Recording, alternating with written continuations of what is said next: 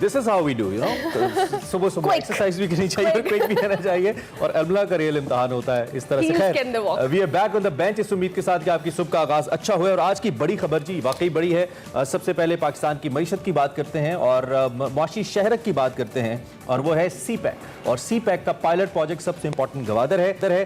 CPEC मंसूबों पर बर्फ रफ्तारी से इस वक्त काम जारी है। चीन के ताउन से 2015 से शुरू होने वाले इस तारीखी मंसूबे पर काम, जैसा कि हमने आपको बताया, कि तेजी से जारी है।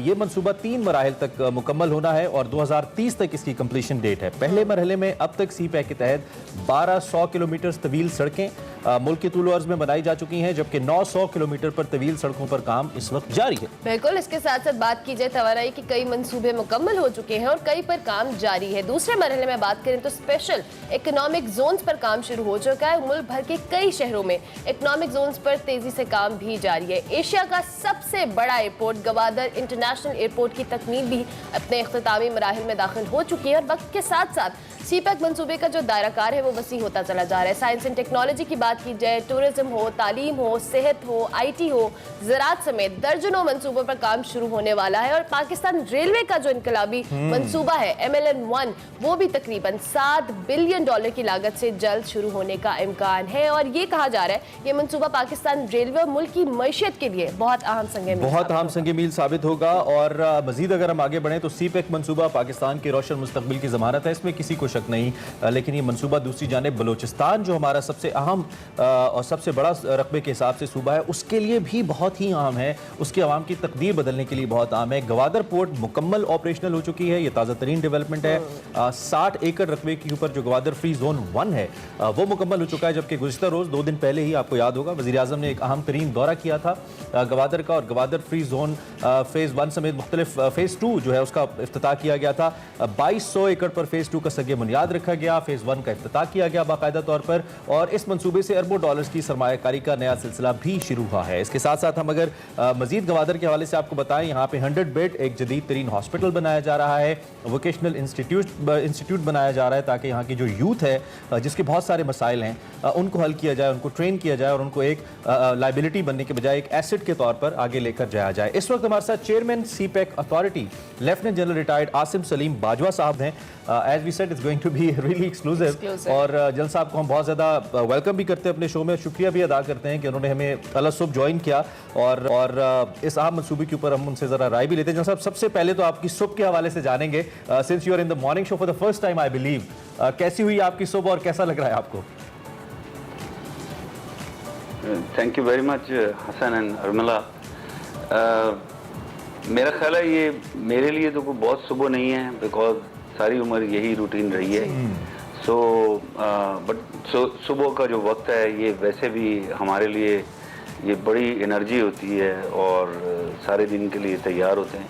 सो उसी तरह बिल्कुल इस वक्त दिन के लिए तैयार है। Thank you very much. Another challenging day and you know ठीक है। जनरल साहब, वैसे तो हमने आपकी स्पीच सुनी, बड़ी कॉम्प्रिहेंसिव स्पीच थी। जब प्राइम मिनिस्टर वहाँ पे मौजूद थे आपने उनको ब्रीफ किया और आपने ये भी बताया कि हम इस वक्त कौन से जो माइलस्टोन्स हैं वो अचीव कर चुके हैं, कौन से बाकी हैं। मैं सबसे पहले आपसे ओवरऑल जानना चाहूँगा जो हम अचीव कर चुके हैं CPEC को लेकर, अब तक हम कहाँ खड़े हैं, पिछले 3-4 सालों की क्या प्रोग्रेस है, और फिर उसके बाद हम फ्यूचर की भी बात करेंगे। जी, अगर देखा जाए आपने बिल्कुल सही कहा कि एक तो ये है कि CPEC जो प्रेसिडेंट शी का BRI एक प्रोजेक्ट ऑफ द सेंचुरी है, उसका ये फ्लैगशिप प्रोजेक्ट है। सो CPEC की कामयाबी के लिए चाइना की तरफ से भी बहुत ज़्यादा दिलचस्पी है और हमारे लिए भी बहुत बड़ी प्रायोरिटी है। हम तो ख़ास तौर पे इसलिए भी कहते हैं कि हम डेवलपमेंट के लिए, तरक्की के लिए इस वक्त कोई भी चीज़ तलाश कर रहे हैं, क्योंकि 40 साल इस रीजन में जो लड़ाई रही उसके बाद हम यही चाहते हैं कि हम जल्दी से आगे बढ़ें। सही। और आपने देखा कि गवर्नमेंट का बहुत ज़्यादा फोकस है इसके ऊपर।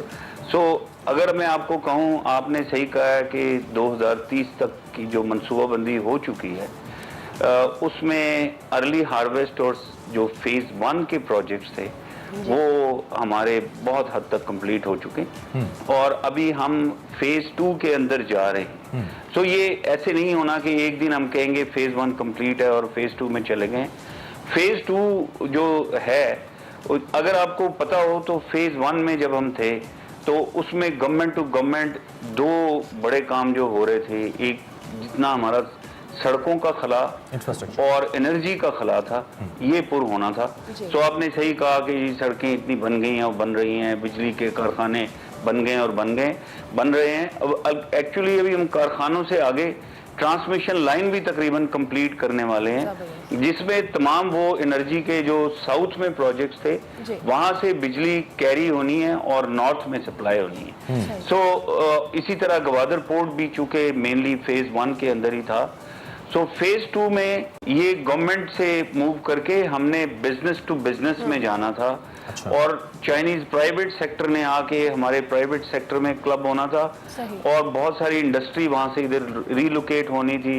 हमने एग्रीकल्चर में, साइंस एंड टेक्नोलॉजी में, और आपने सही कहा कि आईटी की जो फील्ड है उसमें ये अभी एक नया जॉइंट वर्किंग ग्रुप है जो इंशाल्लाह भी बहुत अनकरीब बनने जा रहा है। ये तो कोई 3-4 रोज पहले ही हमारा इस पे इत्तफा हुआ और हम उसमें जाने वाले हैं। ठीक हो गया। सो फेज 1 की अच्छी प्रोग्रेस है, फेज 2 में हम ठीक तरीके से लैंड कर रहे हैं और इस फोकस के साथ इंशाल्लाह ये काम फैलता जाएगा। बाकी तफसीलात मैं आपके साथ शेयर करता रहूँगा। ठीक, जनरल साहब, जिस तरह से आपने कहा कि बहुत एक स्मूथली प्रोसेस चल रहा है, बहुत सारी चीज़ें, बहुत सारी राहें हमवार होंगी।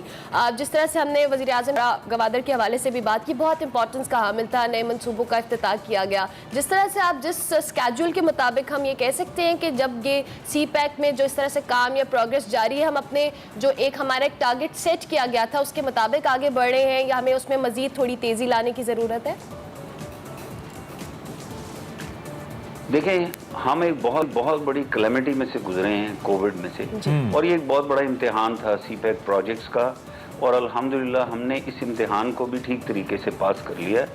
और सो मच सो कि जब पूरी दुनिया में फ्लाइट्स बंद हो गई थी, तो जो Chinese workers Chinese new year के लिए वहाँ गए हुए थे कोविड के स्टार्ट से पहले और फंस गए थे, ये चाइनीज कंपनीज ने उनके लिए चार्टर्ड फ्लाइट्स की और उनको लेकर आए। सो अगर आप देखें थोड़ा बहुत, अगर कोई कहीं पे कोई डिले भी आया हो, हम लार्जली बिल्कुल ऑन ट्रैक हैं और कोई चीज़ डिसरप्ट नहीं हुई, और ये हम इंशाल्लाह वो जो टाइमलाइंस हैं हम उनके अंदर हैं और इसी तरह चलते रहें। ठीक है।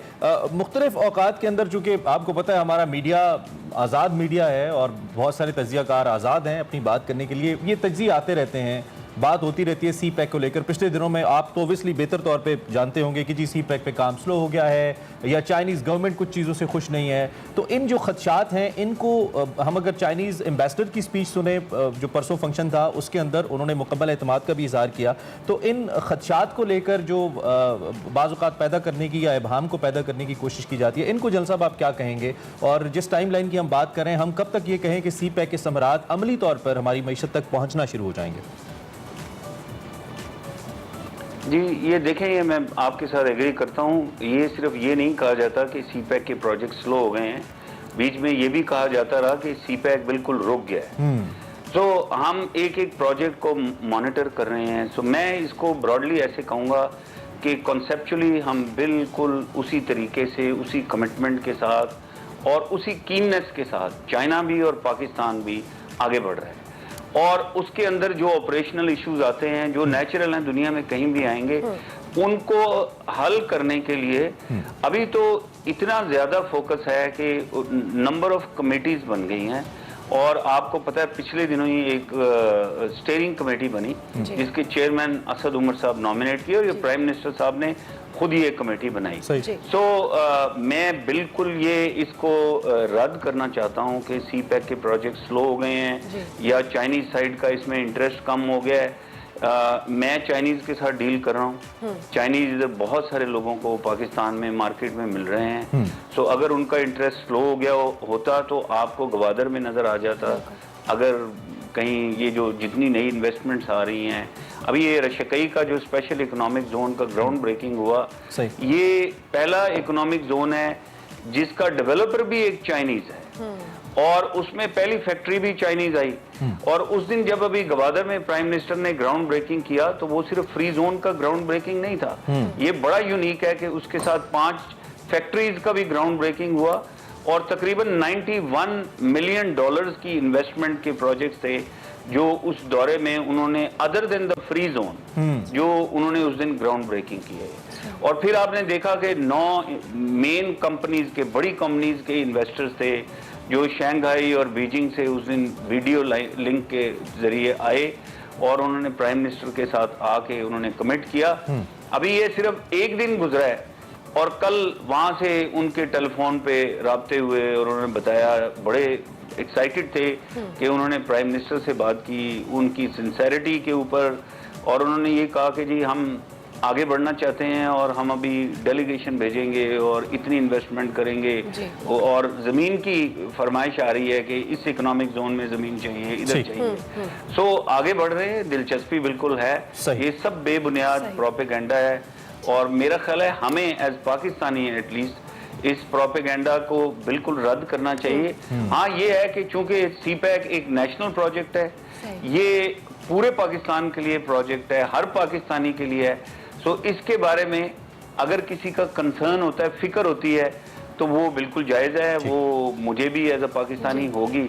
सो ऐसा कुछ है नहीं। ठीक है, हर पाकिस्तान का है। जिस तरह से अभी हम अगर सी पैक के मगरबी रूट की भी बात करें तो ये गवादर को बलूचिस्तान और मुल्क के दीगर हिस्सों को मिलाने के लिए इंतहाई इंपॉर्टेंस का हामिल भी है। बलूचिस्तान पर इसका ओवरऑल क्या पॉजिटिव इम्पैक्ट आ सकता है इस प्रोजेक्ट का? देखें, पहली बात तो ये कि गवादर पोर्ट जो है वो बिल्कुल साउथ ऑफ बलूचिस्तान पे है। सो गवादर पोर्ट का अपना बड़ा एक local economy, national economy, regional economy के ऊपर एक बहुत बड़ा उसका इम्पैक्ट है, बट उसका लोकल इकोनॉमी के ऊपर एक बहुत बड़ा इम्पैक्ट है। और फिर अच्छी बात ये हुई कि जब प्राइम मिनिस्टर साहब ने देखा कि उधर पोर्ट बन रही है, सो उन्होंने कहा कि बड़ा एक कॉम्प्रिहेंसिव डेवलपमेंट का प्लान बनाएं जिसमें उस सारे इलाके को साथ अपलिफ्ट करें। सो उसमें सीपैक के प्रोजेक्ट्स हैं, उसमें फेडरल गवर्नमेंट के प्रोजेक्ट्स इंटीग्रेट हो गए, उसमें प्रोविंशियल गवर्नमेंट के प्रोजेक्ट्स इंटीग्रेट हो गए।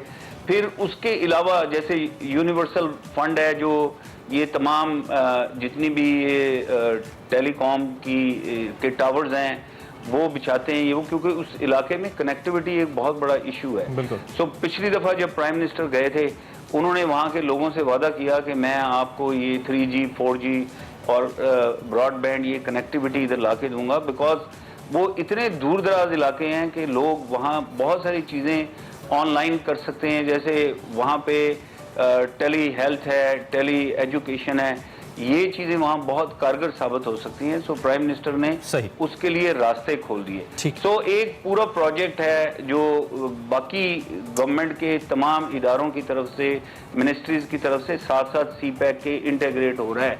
सो ये तो हो गया साउथ बलूचिस्तान। अभी अगर आप आए नॉर्थ से, आपने चूंकि मगरबी रूट की बात की, तो ये प्राइम मिनिस्टर का एक एरिया ऑफ प्रेफरेंस रहा है। वो ये कहते हैं कि तमाम वो इलाके जो रिमोट हैं और पिछले 72 सालों में जो डिप्राइव्ड रहे हैं और जहाँ पे रोजगार के मौके ही नहीं हैं, जिसकी वजह से भी वो जो कि बहुत बड़ी वजह है कि वहाँ पर अनरेस्ट भी होता है, लॉ एंड ऑर्डर की सिचुएशन भी होती है, क्योंकि लोगों के लिए करने को काम नहीं है और अपनी फैमिलीज को फीड करने के लिए कोई इकोनॉमी नहीं है। सो ये प्राइम मिनिस्टर का एरिया ऑफ प्रेफरेंस है। सो वो गुर्बत के इलाकों को निकालना चाहते हैं गुर्बत से। सो ये जो वेस्टर्न रूट है ये सारा मोस्टली रिमोट एरिया से गुजरता है। सो एक तो ये होगा कि ये रिमोट एरियाज अपलिफ्ट हो जाएंगे, यहाँ गुर्बत खत्म होगी। दूसरा ये है कि यहाँ से कोयटा अगर आपने जाना हो, अभी आज अगर जाना हो तो बहुत लंबा टाइम लगता है। सो जो हमारा ईस्टर्न रूट है जो पेशावर से कराची है, मोटरवेज बन गई हैं, सो यहाँ से तो आपका टाइम तकरीबन आधा हो गया, बट दूसरी साइड पे बहुत ज्यादा टाइम लगता है। सो इस रूट के साथ ये होगा कि इस्लामाबाद से लेके कोयटा, कोयटा से खुजदार, खुजदार से गवादर, इसी तरह खुजदार से सिंध के साथ लिंक, फिर गवादर से कराची के साथ लिंक, ये सारे जो लिंक्स हैं ये बहुत इंप्रूव हो जाएंगे और यहाँ के लोगों को खुशहाल करने में बहुत ज्यादा। ठीक है जल साहब, आप क्योंकि कमांड भी करते रहे यहाँ पे, you been commander southern command, और आपको पता है, अब वो बहुत बेहतर पता है, आप इसका जिक्र भी कर चुके हैं कि हम बड़ी मुश्किल एक सिक्योरिटी सिचुएशन से गुजरे हैं, बट स्टिल जितनी इंपॉर्टेंस का हामिल गवादर है इसके सिक्योरिटी कंसर्न्स भी उतने ही ज़्यादा हैं और हमें मालूम है कि बड़ी जो है ना खास तवज्जो की हामिल जगह है ये। एक तो इसकी सिक्योरिटी के लिए अब तक हमने क्या मेजर्स लिए हैं, क्योंकि आने वाले वक्त के अंदर जब ये एक ट्रेड हब बनेगा और काफ़ी हद तक बन रहा है, तो उसके लिए ये एक बड़ा इंपॉर्टेंट फैक्टर है। ये मेरे सवाल का पहला हिस्सा है। और दूसरा हिस्सा मेरा मकामी आबादी के हवाले से है। जब भी हम गवादर गए हैं, मुझे 2-3 बार जाने का इत्तेफाक हुआ, जो मकामी आबादी है वो इंतहाई गरीब है, रोज़गार के मौके उनके पास नहीं है, कोई अच्छा हॉस्पिटल नहीं है वहाँ पे, और वो लोग मुसलसल पसमानदगी के शिकार हैं और गिला भी करते नजर आते हैं कि एक जानिब गवादर डेवलप हो रहे हैं लेकिन हमारे गवादर से हमें कुछ नहीं मिल रहा। इसके लिए क्या किया जा रहा है, इसके हवाले से भी बताइए। जी, पहले तो मैं सिक्योरिटी का आपको अगर कहूँ तो सिक्योरिटी पे तो बहुत मेहनत होती रही और अल्हम्दुलिल्लाह आपने देखा होगा कि सिक्योरिटी के हालात उस इलाके में बहुत इम्प्रूव हो गए। मैंने ये परसों भी वहाँ पर कहा था कि इस वक्त अल्हम्दुलिल्लाह सिक्योरिटी के हालात इतने अच्छे वहाँ पर हैं कि कोई एक भी प्रोजेक्ट सिक्योरिटी की वजह से ना डिसरप्ट हुआ ना डिले हुआ। सो मैं हमेशा खराज तहसीन पेश करता हूँ तमाम सिक्योरिटी इदारों को जिन्होंने यहाँ तक सूरत हाल बेहतर की। अभी क्या किया उसके लिए तो बहुत बड़े मेजर्स और बहुत छोटे मेजर्स भी हुए। अगर बड़े मेजर्स देखें तो अफगानिस्तान के साथ जितना हमारा बॉर्डर है, क्योंकि अक्सर मसाइल हमें बॉर्डर के पार से होते रहे हैं, सो वो पूरा बॉर्डर इस वक्त फेंस किया जा रहा है और उसकी वजह से बहुत बेहतरी आ रही है। और इसी तरह जो ईरान का 1000 किलोमीटर का बॉर्डर था, जिसको पहले हमने कभी सोचा ही नहीं था कि उसको भी फेंस करना चाहिए, वो भी तकरीबन 60% से ज्यादा फेंस हो गया, जिसमें अगेन सिक्योरिटी फोर्सेस दिन रात लगे हुए हैं। सो बहुत बेहतरी आ रही है। उसके बाद अगर इसको लोकलाइज किया जाए तो लोकल लेवल के ऊपर पूरे सी पैक के लिए सिक्योरिटी डिवीजन रेज किए गए, फिर वहाँ पर एरियाज जो है ना वो किए गए। ये कैटेगराइजेशन है जिसमें जिन इलाकों में पुलिस नहीं है आहिस्ता आहिस्ता उन इलाकों में पुलिस आई, बट वहाँ लेवीज के लिए एक रिफॉर्म किया गया। उसके बाद जो लोकल्स हैं वो खुद इस चीज़ का बड़ा एहसास कर रहे हैं कि यार हम तरक्की में पीछे रह गए हैं, हमें इधर के हालात बेहतर करना है, हमें जब तक हालात बेहतर नहीं होंगे तरक्की नहीं हो सकती। सो वो लोकल्स भी इस चीज़ को समझते हैं, तो उन्होंने कोई भी जो दहशतगर्द थे उनको उन्होंने टोटली रिजेक्ट कर दिया। सो एक बड़ा निज़ाम है और ग्रेजुअली मैं देखता हूँ हर दफ़ा जब जाता हूँ इस इलाके में सिक्योरिटी में पहले से बेहतरी होती है। अभी आ जाएं आप दूसरे मसले की तरफ जो आपने कहा कि लोकल के लिए। तो देखें गवादर पोर्ट जो बन रही है, सबसे पहले तो ये है कि क्या उधर सी पैक से और तरक्की के कामों से कोई नौकरियां क्रिएट हो रही हैं। सो मैं उधर जब जाता हूं तो मैं जिसको भी देखता हूं मैं पूछता हूं यार आप किधर के रहने वाले हैं, और मुझे अक्सर जवाब मिलता है सर हम गवादर के हैं, हम तुर्बत के हैं, हम लसबेला के हैं। सो उधर बहुत सारे लोगों के लिए नौकरियां क्रिएट हो रही हैं। सो मैंने जो ब्रीफिंग ली तो इस वक्त कोई 1200 नौकरियां परमानेंट नौकरियां पोर्ट और फ्री जोन फेज 1 के साथ क्रिएट हो चुकी हैं। अच्छा, अभी जब हम फेज 2 में जा रहे हैं तो सिर्फ 60 एकड़ की फेज 1 से हम 2200 एकड़ की फेज 2 में जा रहे हैं और पहले दिन ही 5 फैक्ट्रियां आ गई। सो आगे बहुत सारी और फैक्ट्रियां आनी हैं। सो ये लोकल्स के लिए वहाँ नौकरियां होनी हैं।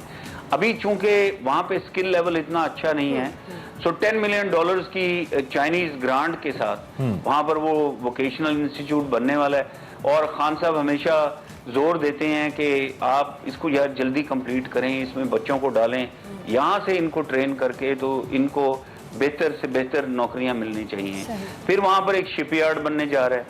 उसके बाद गवादर शहर की भी तरक्की जैसे ही अभी स्टार्ट हो रही है, सो उधर बहुत सारी कंस्ट्रक्शन होनी, बहुत नौकरियां होंगी, प्रोजेक्ट्स आएंगे, होटल्स आएंगे, रिजॉर्ट्स आएंगे, फिर टूरिज्म भी वहाँ बहुत ज़्यादा पोटेंशियल है।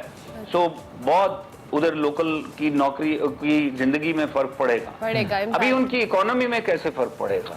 जी उनकी लोकल इकोनॉमी में देखें, फिशरमैन के लिए मैरीटाइम मिनिस्ट्री ने एक बड़ा इनिशिएटिव लॉन्च किया और गवर्नमेंट ऑफ बलूचिस्तान ने भी लॉन्च किया, लेकिन उसके अलावा नई नई स्किल्स जो उनकी नई जनरेशन है वो और बहुत नए एरियाज में जाना चाहती है। सो उनके लिए भी नए नए मौके आगे पैदा किए जाएंगे। तो डेफिनेटली जिंदगियों में फर्क आया भी है, नजर भी आता है, लेकिन अभी और काम करना बाकी है और इंशाल्लाह आएगा। इंशाल्लाह ठीक हो गया। सर नॉर्मली अमूमी तौर पर अगर हम इस तासुर की बात करें तो ये कहा जाता है कि सी पैक की वजह से जो आलमी तजारत है उसमें जो दीगर ममालिक है, मगरबी ममालिक की बात करें, ऑब्वियसली उनको इस हवाले से कंसर्न्स तो हैं और इंटरनेशनली भी इसका इम्पैक्ट जाएगा। आपके नज़दीक चूंकि आप हेड भी कर रहे हैं कि सी पैक की वजह से जो भी हमारे लिए अपॉर्चुनिटी इंटरनेशनल एरिना पे खुल रही हैं उससे उसको एक्सप्लॉइट करने के लिए दुश्मन के हवाले से कह लें या मुखालिफिन के हवाले से कह लें, वो किस हद तक जा सकते हैं और उसके लिए हम किस हद तक प्रिपेयर्ड हैं? देखें, जो हमारे हासदीन हैं जी, या जिनको हमारी तरक्की पसंद नहीं है, उनको तो तकलीफ हो सकती है, बट हम उनकी वजह से हम नहीं रुक सकते। मैंने आपको शुरू में कहा कि इस वक्त तरक्की हमारी ज़रूरत है। हम इस रीजन में बहुत अरसे से एक जंग देख रहे हैं जिसकी वजह से हमारी तरक्की ना सिर्फ रुकी बल्कि बहुत सारी चीज़ों में हम पीछे गए। हमारे इंफ्रास्ट्रक्चर का इतना नुकसान हुआ, हमारी जीडीपी स्लो डाउन होती रही उन सालों में। सो मैं ये कहूँगा कि तरक्की हमारी ज़रूरत है, इसलिए हम बग़ैर किसी को देखे हुए हम आगे बढ़ रहे हैं और हम तरक्की करना चाहते हैं और सब कौमों की तरह हम भी तरक्की का सफ़र जारी रखेंगे। सो सी पैक इसमें एक बहुत बड़ा रोल प्ले कर रहा है। सो कोई क्या कर सकता है वो जाहिर है, ये सारी चीज़ें रिव्यू होती रहती हैं और इनका सद्देबाब साथ साथ होता रहता है। इसके लिए काउंटर प्लानिंग भी होती रहती है, एडवांस में भी प्लानिंग होती रहती है, सो वो जारी है। ठीक है जनरल साहब, हमें मालूम है कि भारत किस तरीके से मुख्तलिफ अंदाज में बिलवास्ता या बिला वास्ता ये कोशिश करता रहता है कि इस सी पैक को सबटाज किया जाए। फिर दीगर ममालिक भी ओबियसली, चूँकि ये सिर्फ एक कॉन्टिनेंट तक महदूद तजारती एक ख्वाब नहीं है, एक मनसूबा नहीं है, इसका ताल्लुक दुनिया की तकदीर बदलने से है और ओबियसली पाकिस्तान उसको एक गेटवे फराहम कर रहा है, एक बुनियाद फराहम कर रहा है। जो भारतीय मीडिया के अंदर प्रोपेगेंडा होता है, आपने उसका जिक्र भी किया और आपने वज़ीर इत्तलात को की कोशिशों को सराहा भी, लेकिन हमें बीइंग पाकिस्तानी ये लगता है कि शायद उसका मज़ीद मौसर जवाब देने की ज़रूरत है। जिस तरह मुसलसल सी पैक के ख़िलाफ़ पाकिस्तान चीन ताल्लुकात को लेकर ऐसे तबसरे और तज्ज़िये किए जाते हैं जिनका हकीकत से कोई ताल्लुक नहीं है। एक तो इसके लिए हम क्या कर रहे हैं, जो एक 5th जनरेशन हम हाइब्रिड वॉर की बात करते हैं, उस पर हम सी पैक को लेकर क्या काम कर रहे हैं, नंबर 1। नंबर 2, ये जो आपने गवादर की तरक्की के हवाले से बात की, इसके मास्टर प्लान पर हम कब तक पहुँचेंगे और कब तक हमें वो जो एक जदीद गवादर हम तस्वीरों में देखते हैं कि मुस्तकबिल में ऐसा होगा, हमें कुछ ऐसा बनता नज़र आना शुरू हो जाएगा? ये दोनों इसका जवाब दे दीजिए प्लीज़। जी देखें, यस, ये प्रोपेगेंडा की एक बहुत बड़ी कैंपेन है जिसका हम निशाना है और सी पैक से उनको बड़ी ज़्यादा तकलीफ़ है, इसलिए आप हर वक्त ये सुनते रहते हैं और कोशिशें जारी हैं। ऑफ कोर्स किसी भी चीज़ को बेहतर किया जा सकता है, बट मैं दोबारा सराहना चाहता हूँ हमारे तमाम इंफॉर्मेशन के इदारे वज़ीर इत्तलात की लीडरशिप में बहुत इम्पोर्टेंट किरदार एक अदा कर रहे हैं। सो बेस्ट जवाब जो होता है वो तो सच के ऊपर मबनी, आप इंफॉर्मेशन जब शेयर करते रहते हैं तो लोगों को पता लग जाता है कि सच क्या है और झूठ क्या है। सो मैं आपके प्रोग्राम के तवस्सुत से मैं अपने सब पाकिस्तानी भाइयों और बहनों को यही दरख्वास्त करना चाहता हूँ कि इस प्रोपेगेंडा को समझ के इसको रद्द करना हमारे लिए बेस्ट तरीका है और जो इन्फॉर्मेशन हम आपसे शेयर करते हैं वो साथ साथ वेरीफाई भी होता रहता है। अभी सारा उधर जितने भी लोग गए हुए थे, मीडिया के भी जो दोस्त गए हुए थे, उन्होंने भी इंडिपेंडेंटली जाके हर चीज़ देखी। आप भी जैसे बता रहे हैं आप जाते रहते हैं, तो हम सच पर मबनी इत्तलात लोगों तक पहुंचाते रहेंगे और हर चीज़ सामने होगी और प्रोपेगेंडा। जी चलें, वो एक दूसरा पार्ट उसका, खैर पहले भी आपने कुछ जवाब दिया, वक्त चूंकि कम है।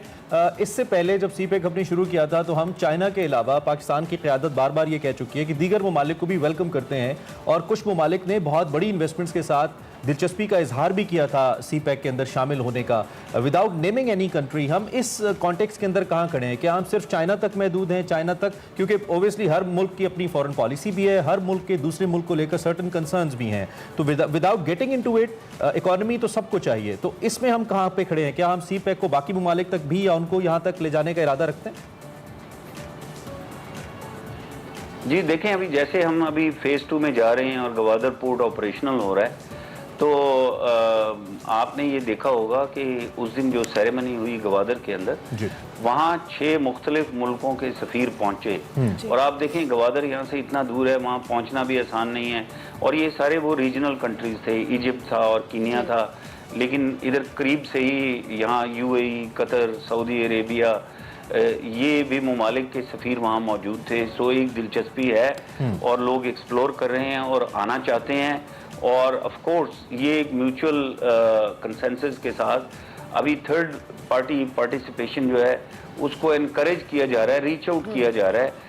सो गवादर पोर्ट का ऑलरेडी 2014 से चाबहार के साथ एक एग्रीमेंट है, लेकिन अभी जैसे सेंट्रल एशियन कंट्रीज हैं या अफगानिस्तान है, अभी प्राइम मिनिस्टर ने उस दिन जिक्र किया अपनी तकरीर में कि वो अभी उज़्बेकिस्तान जाने वाले हैं। सो ये सेंट्रल एशियन कंट्रीज जो हैं वो वेयर हाउसेज इस वक्त चाह रहे हैं कि उनको वो जगह गवादर पोर्ट के ऊपर दी जाए और उनके कार्गोज थ्रू गवादर पोर्ट आने जाना शुरू कर दें। अफगान ट्रांजिट ट्रेड है वो अभी गवादर की तरफ से काफ़ी सारा आ रहा है। सो ये अभी आहिस्ता आहिस्ता ये कोऑपरेशन बढ़ रहा है और गवादर ये CPEC जो है ये फैल रहा है और मजबूत हो रहा है और अल्हम्दुलिल्लाह आगे बढ़ रहा है। राइट जल साहब, चलें, ये तो एक ऐसा टॉपिक है, इस पे मजीद बहुत से मौज़ूआत पे और नुकात पे बात हो सकती है, लेकिन वक्त हमारे पास महदूद है। एक बार फिर आपका शुक्रिया अदा करते हैं कि आप अलग सुबह हमारे साथ मौजूद रहे, और साथ ही ये भी चाहेंगे कि अगर दोबारा आप कभी वक्त दें तो इस पर मजीद भी हम बात करें, और आपको गवादर के अंदर भी हम अगर कभी ज्वाइन करें और फिर आपके साथ हम डिस्कशन करें, तो ये हम इस पे भी हम इंशाल्लाह वर्किंग करेंगे और आपसे एक्सपेक्ट करेंगे कि आप भी दोबारा हमारे शो का ऑन एंड ऑफ हिस्सा बनते रहे। जनरल आसिम सलीम बाजवा सब मौजूद थे, चेयरमैन CPEC अथॉरिटी, और CPEC के हवाले से कि पाकिस्तान की तरक्की में इसका कितना अहम किरदार है और इस पर क्या क्या प्रोजेक्ट्स पे काम हो रहा है, मुकम्मल हो चुका है, इस पर हमें ब्रीफ दे रहे थे। अभी हमें एक ब्रेक लेनी है, ब्रेक के बाद हाजिर होंगे। आप देखते रहिए एक्सप्रेस।